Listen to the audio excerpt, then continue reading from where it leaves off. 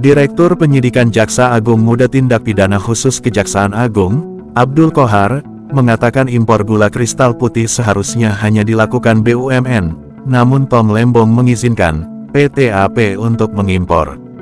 Saudara Tom memberikan izin persetujuan impor gula kristal mentah 105.000 ton kepada PT AP, kata Abdul Qohar dalam konferensi pers di Gedung Kejagung, Jakarta Selatan, Selasa tanggal 29 Oktober. Tersandung kasus korupsi impor gula senilai 400 miliar rupiah, Tom kini harus menghadapi karma yang seakan menghampirinya tanpa ampun. Ini bukan sekadar skandal, tapi potret nyata tentang seorang elit yang terjerat oleh keserakahannya sendiri. Apakah ini adalah balasan dari kesombongannya di masa lalu? Kisah ini dimulai dengan berita yang mengguncang publik Indonesia pada akhir Oktober tahun 2024. Nama yang dulu disegani sebagai salah satu sosok ekonomi berkaliber di negeri ini, Thomas Rikasi Lembong atau yang akrab disapa Tom Lembong, kini terjebak dalam skandal besar. Skandal ini tidak hanya menggerus reputasi dan kredibilitasnya, tetapi juga membawa beban hukum yang tak main-main. Ia didakwa melakukan korupsi dalam impor gula yang disebut merugikan negara hingga 400 miliar rupiah. Kabar ini sontak mengejutkan banyak pihak. Tom yang selama ini dikenal dengan wawasannya tentang ekonomi pasar bebas, kini malah dicap sebagai pengkhianat bangsa. Sebagian kalangan masyarakat mulai berspekulasi tentang karma yang menimpa Tom akibat langkahnya yang dianggap meremehkan Presiden Joko Widodo di masa lalu. Spekulasi ini terus mengemuka, karena sejak ia meninggalkan kabinet Jokowi beberapa tahun lalu, ia kerap menyampaikan kritik tajam kepada mantan atasannya itu. Masyarakat mengingat bagaimana Tom Lembong yang sempat menjadi Menteri Perdagangan dalam Kabinet Jokowi, sering mengusung pandangan ekonomi liberal. Ketika Jokowi mengusung kebijakan pro-rakyat, Tom justru dianggap sebagai penentang yang mengedepankan kebijakan pro-pasar. Ia bahkan sempat menyindir beberapa langkah Jokowi sebagai kurang efisien kala itu. Pandangan ini disambut beragam, tetapi bagi sebagian besar rakyat kecil arah yang ditempuh Jokowi justru menjadi harapan bagi stabilitas ekonomi yang lebih merata. Namun, ketika Tom keluar dari kabinet dan mulai sering mengkritik, sikap publik kepadanya mulai berubah.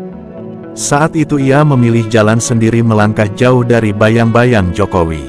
Pada akhirnya, siapa yang menyangka bahwa ia akan terlibat dalam perkara yang bukan hanya mencoreng namanya, tetapi juga menguras pundi-pundi negara.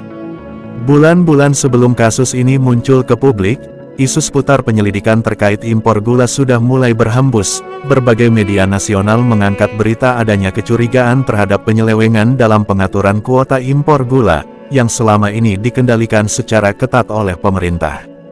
Pada tanggal 29 Oktober tahun 2024 informasi tentang keterlibatan Tom Lembong akhirnya resmi disampaikan oleh Kejaksaan Agung, dan berita ini langsung menghiasi seluruh media besar di tanah air.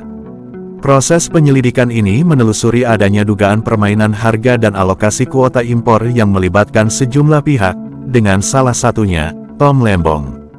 Diduga ia memanfaatkan jaringannya untuk memuluskan akses impor bagi sejumlah perusahaan, yang pada akhirnya menggelembungkan biaya impor gula, yang seharusnya jauh lebih rendah.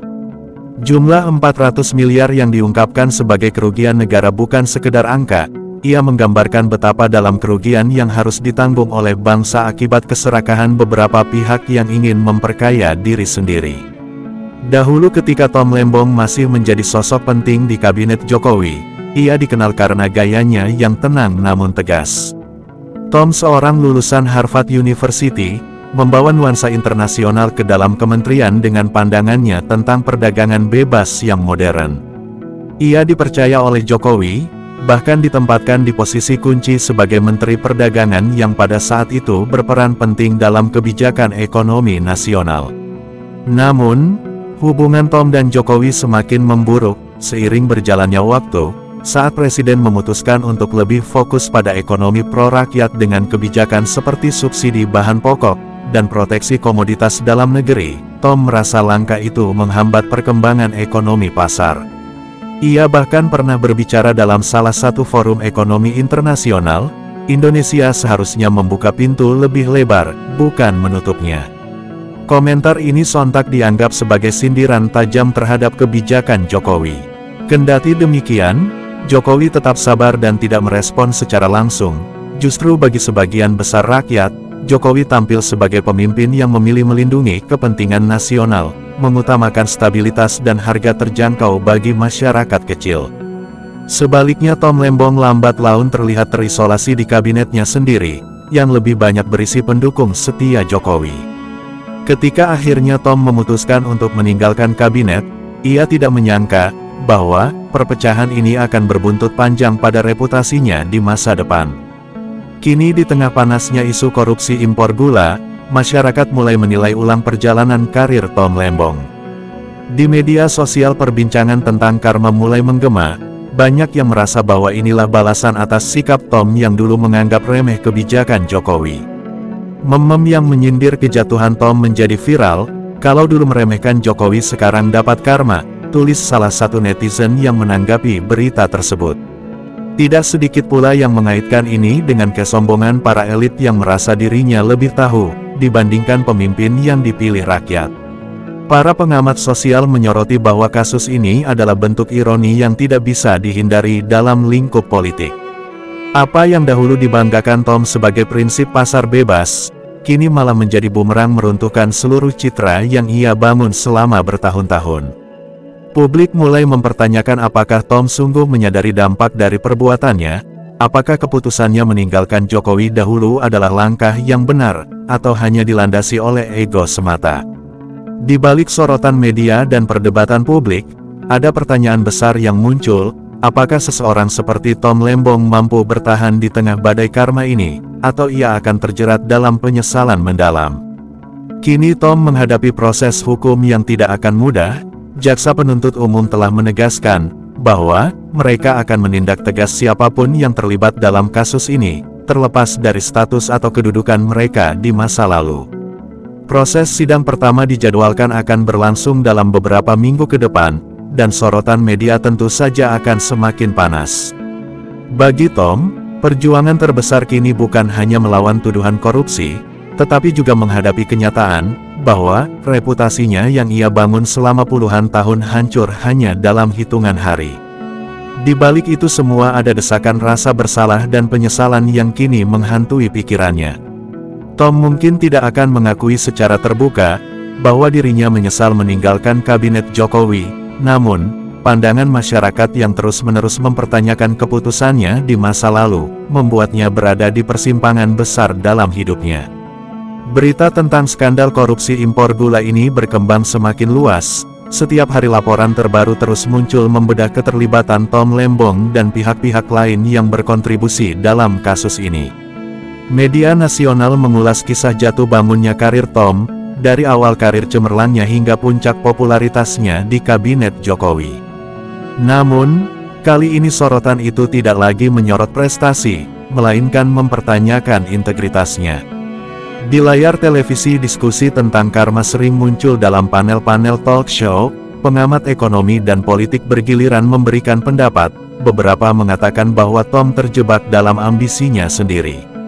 Para ahli sosiologi juga mulai berkomentar melihat kasus ini, sebagai contoh nyata dari bagaimana arogansi kekuasaan bisa membawa seseorang jatuh ke jurang yang ia ciptakan sendiri. Masyarakat pun semakin lantang membicarakan bagaimana seorang mantan pejabat yang semula dianggap mampu memimpin, kini justru menyeret negara ke dalam kerugian besar. Bagi Tom, tekanan sosial yang dihadapinya jauh lebih berat dibandingkan tekanan dari proses hukum itu sendiri. Banyak mantan rekan di dunia usaha dan perbankan internasional mulai menjaga jarak, tak sedikit yang mulai menghapus keterlibatan atau foto-foto mereka dengan Tom, seakan menutup diri dari citra negatif yang kini melekat padanya. Ia mulai merasa terisolasi, seolah karma itu juga merenggut dukungan yang pernah ia miliki. Di balik jeruji kehidupan sosialnya, Tom kini mulai mempertanyakan semua yang pernah ia percayai. Dia duduk di apartemennya yang luas namun sunyi, merenung mencari-cari jawaban atas semua kegagalannya. Dulu ketika ia meninggalkan kabinet Jokowi, ia merasa yakin bahwa pilihannya benar. Ia berpikir bahwa langkahnya mengikuti jalan pandangan ekonomi pasar bebas akan membuatnya lebih sukses dan berpengaruh. Namun, Kini rasa yakin itu mulai menguap, malam-malam terasa semakin panjang dan tidur tak lagi mudah diraih.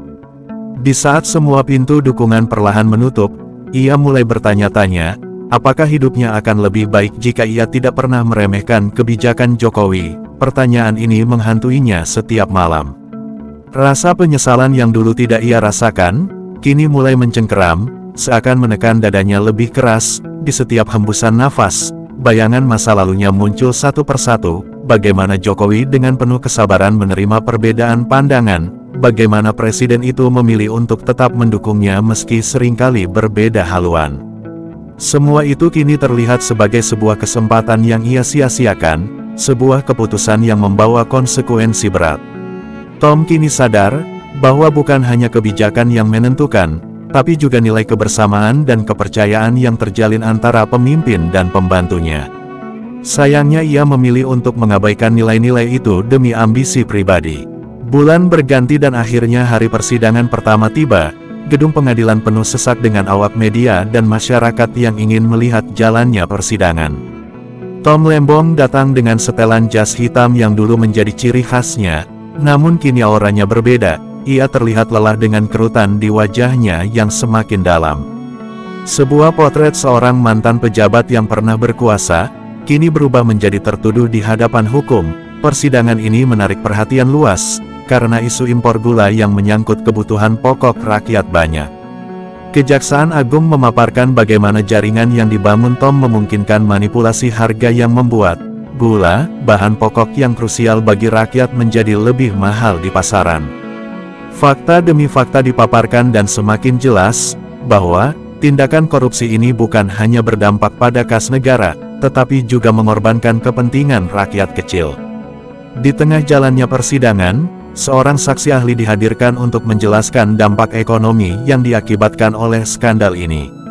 Saksi tersebut menyampaikan bahwa kerugian sebesar 400 miliar rupiah bukan hanya soal angka, tetapi juga berpotensi mengguncang stabilitas harga bahan pokok lainnya.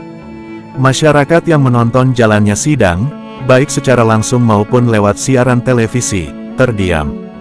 Amarah mereka tertuju pada Tom, sosok yang dulu dipandang mumpuni, kini dianggap sebagai pengkhianat. Di akhir persidangan, ketika keputusan akhirnya dijatuhkan, Tom Lembong dinyatakan bersalah dan dijatuhi hukuman berat. Berita ini disambut lega oleh masyarakat yang merasa bahwa keadilan akhirnya ditegakkan. Namun bagi Tom, hukuman itu hanyalah permulaan dari penderitaan panjang yang ia ciptakan sendiri. Duduk di dalam selnya, Tom kini hanya ditemani oleh pikiran-pikiran yang berkelindan di kepalanya.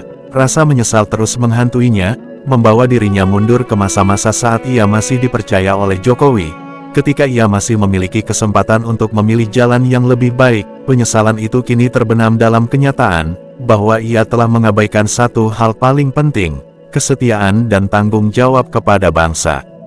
Di saat-saat sunyi, Tom akhirnya menyadari bahwa karma memang ada.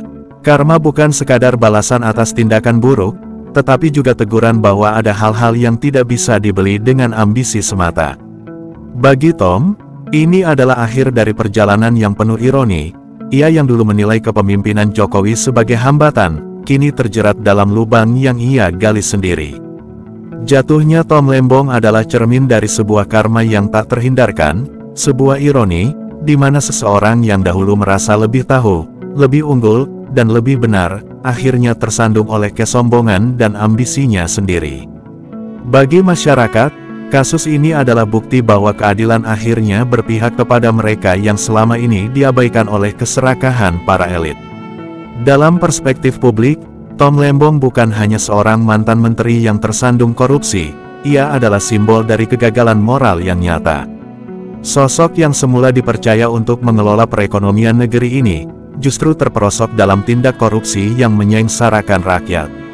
Kehidupan nyaman dan gemerlap yang dulu ia nikmati, kini berubah menjadi sel yang dingin, tempat ia harus menghadapi bayangan perbuatannya sendiri.